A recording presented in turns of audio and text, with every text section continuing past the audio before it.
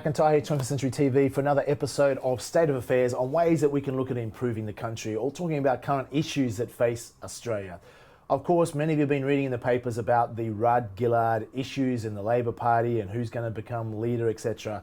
And really I want to talk about this in some way, is that I'm sure I'm not the only one, but the concern about the lack of quality political leaders in this country must concern surely more than myself.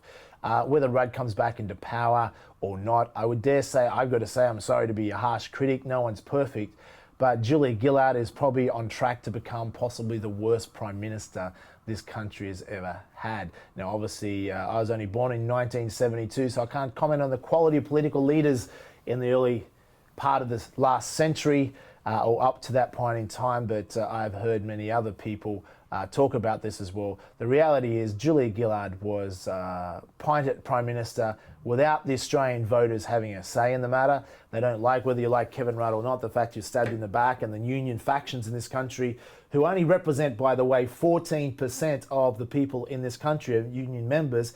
Yet how is it that the unions can dictate to the Australian people in a democratic society? Remember, unionism is a form of communism, a form of socialism. We don't want to forget that. Appoint the Prime Minister, sack or get rid of the Prime Minister that was elected, whether you like Kevin Rudd or not, and appoint Julia Gillard as the Prime Minister. And of course, people don't like that. That's not democratic. We didn't vote for it. And then when we did have an election, to rub salt into the wound, so to speak, then we had an election where the large majority of people voted against Julia Gillard. By millions of more people voted for the coalition than they did for Labor. Yet despite that, having a hung parliament, two individuals, particularly Tony Windsor, an independent from New England seat, and also Rob Oakeshott, decided to vote and betray their electorate. Now think about Tony Windsor, for instance, a tough decision. Should I put Tony Abbott into power? Should I put Julia Gillard into power? Tony Windsor, by the way, who 92% of people in the New England region electorate voted against Labor. Tony Windsor had to go and make a really hard decision. I wonder who the people that voted me to power would want me to vote for. 92% of people voted against Labor. Oh, okay, I'm going to go and put Labor into office. Now, is that one of the greatest betrayals of any politician you can imagine? That is absolutely pathetic. And this is the quality of political people we have in office running a country. Our country is done well, but not by great management. Our country has been fortunate, it's been blessed, it's been a lucky country. We can't continue to expect to prosper and do as well as this country can be if we allow incompetent leaders into positions of power. And how do incompetent leaders get voted? I'm telling you, folks, whether you like this or not, incompetent leaders get voted by incompetent voters. Jamie, isn't that a bit harsh? You're saying some Australians are incompetent voters? I'm telling you this, many Australian voters would admit they're incompetent. How many Australian voters really don't know who they should vote for? They don't know the policies. They don't know the true state of affairs of this country. They're too busy surviving, for many of them, or they're just simply not interested, or they're becoming disillusioned with the political process. And this is my point, folks. Many people are disillusioned. Let me test this theory, shall we? Let's say at the next election, or even the last election, a true democratic society would enable people choice. See, this is why I don't believe in compulsory voting. Compulsory voting is a form of communism. That's not democratic. If you're going to force people to vote, at least give them a true choice. Let's test this, shall we? Imagine the last election. Have you had these choices? Vote Labor, vote Coalition, or tick a third box. I don't think either political party is competent enough to receive my vote. I guarantee you, I know which box would win. That's true democracy, where you're given a choice. Being forced to vote for either of the two major parties is a form of communism. It's distracting people from the core issues. You say, well, Jamie, you could vote for the Greens, or vote for the Greens as a vote for Labor anyhow. So do you really have many choices? That's why Australians, in many cases, are disillusioned. Therefore, we also have a lot of voters that are forced to vote that don't want to. I've talked about my comments before in this episode about really people should have to qualify to vote. Everyone deserves the right to vote in democracy, but let people earn that right a little bit more. Let them have to go through a few hoops and prove that they're really interested, and allow the people that aren't not to have to vote because they don't feel they're qualified. They could if they really were passionate Australians and wanted to educate themselves about the policies of this country and what's good for the future. But many people are too busy, not interested, disillusioned, whatever, should have the freedom not to vote. Fair enough?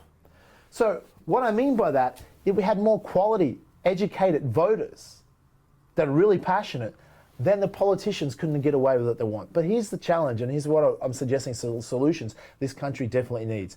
The Rudd-Gillard distraction. You know, whoever gets convicted, Rudd comes back to power, doesn't.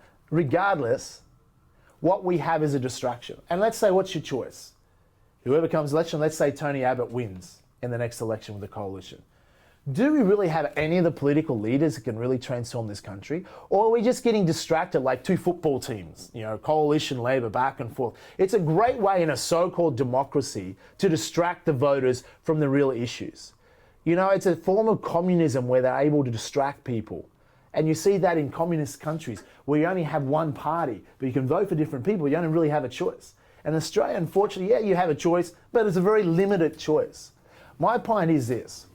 I'm going to suggest to you that if we keep using the current political system that was invented, 100, 200 years ago, I'm going to suggest to you, if we keep doing the same thing over and over again, we're going to get the same result. We know that to be true is the definition of insanity. The political system we have in this country, the political system we have in most Western civilizations around the world is outdated. It's a 19th century political system. And what century are we now in, folks? Of course, we're in the 21st century. Is it not time that we update and evolve our current political systems? Yes, they may have served us to a certain degree, but to say you don't want to change the status quo because why it works so well, nonsense. If it works so well, then why? Answer this question. If the current political system works so well, then give people that option, that third box to tick at the next election. I don't want to vote for neither political party because I believe both are incompetent and don't deserve my vote. I guarantee you that box will win.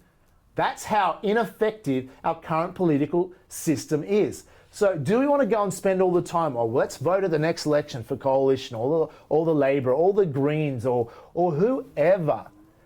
Why waste that time and that distraction? Let's focus our time, money, and energy and influence on saying, let's step above that. Let's create a better political system, a system designed for the 21st century, a system that with all the technology we have today could enable individual voters to vote for the right policies, not parties, but the right policies that will improve this country.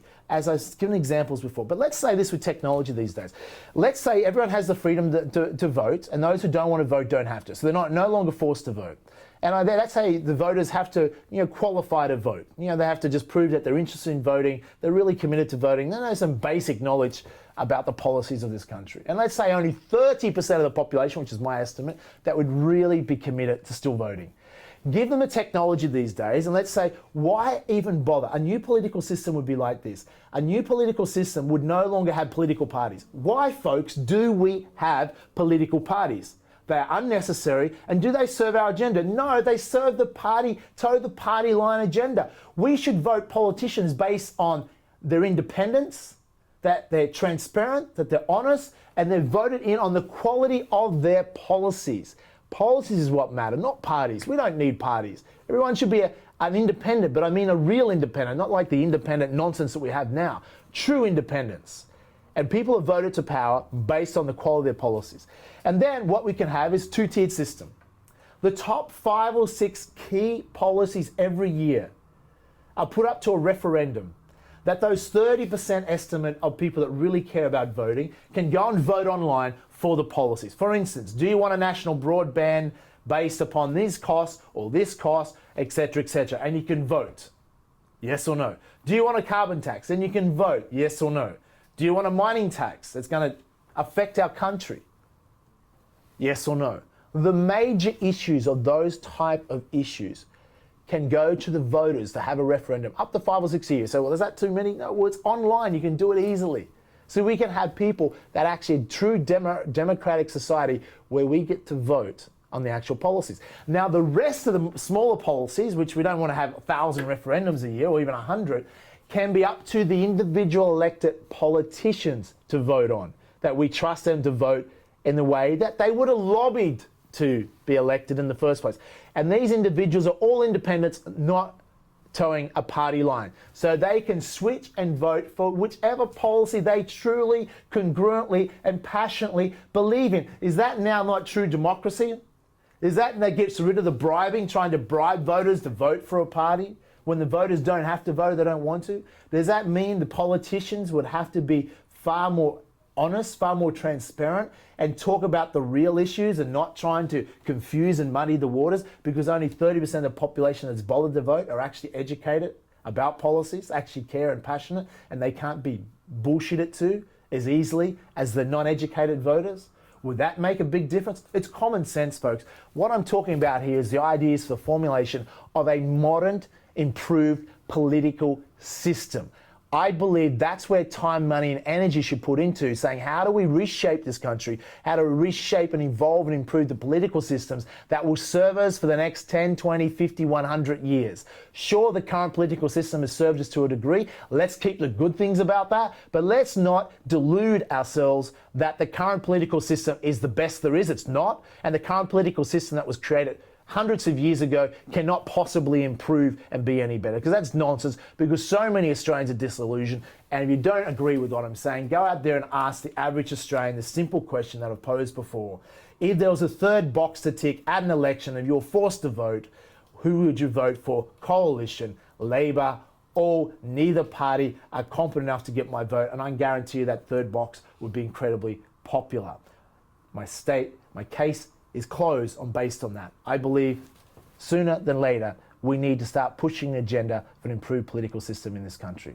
Folks, it's been great chatting to you on State of Affairs. Look forward to talking to you on some future episodes. Jamie McIntyre on behalf of 21st Century TV.